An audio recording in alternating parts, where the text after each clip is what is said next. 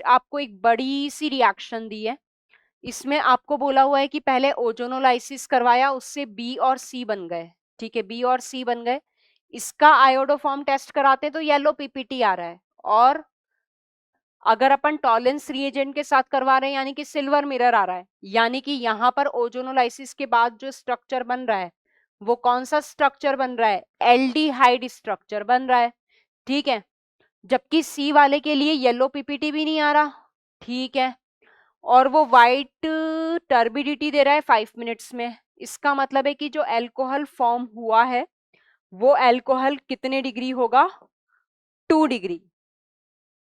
तो हमें ऐसा कोई ऑप्शन चूज करना है जहां से एक तो ओजोनोलाइसिस के बाद बन रहा हो एल्डिहाइड, उसके बाद वो बना रहा हो कोई 2 डिग्री कीटोन, एल्कोहल नहीं कीटोन, क्योंकि ये तो रिडक्शन के बाद में बना है। क्योंकि पहला स्टेप क्या है, LiAlH4 के साथ रिडक्शन है, यानी कि पहले अपन को 2 डिग्री कीटोन, मतलब 2 डिग्री कीटोन तो कुछ होता ही नहीं, कीटोन तो वैसे भी बीच में ही होता है, नॉन टर्मिनल ही होता है ना। यानी कि अपन को यहाँ पर ढूंढना है, एक तो कीटोन ढूंढना है जिसके आजू बाजू CH3 नहीं आता हो, यानी कि जिसके आजू बाजू क्या आना चाहिए, CH2 आना चाहिए। क्यों आना चाहिए, क्योंकि वो आयोडोफॉर्म टेस्ट नहीं दे रहा है। ऐसा कोई स्ट्रक्चर अपने पास बनना चाहिए कि इधर से CH3 और यहां से CH3 आए, तभी तो ये वाली कंडीशन फुलफिल हो पाएगी, अदर देन दैट वो कंडीशन फुलफिल नहीं होगी।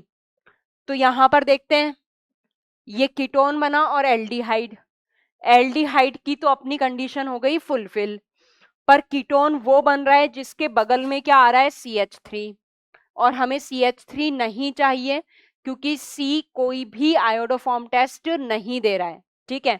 तो ये वाला ऑप्शन तो हो गया अपना गलत। यहां पर दोनों ही साइड बन रहा है एल्डिहाइड, ये भी गलत।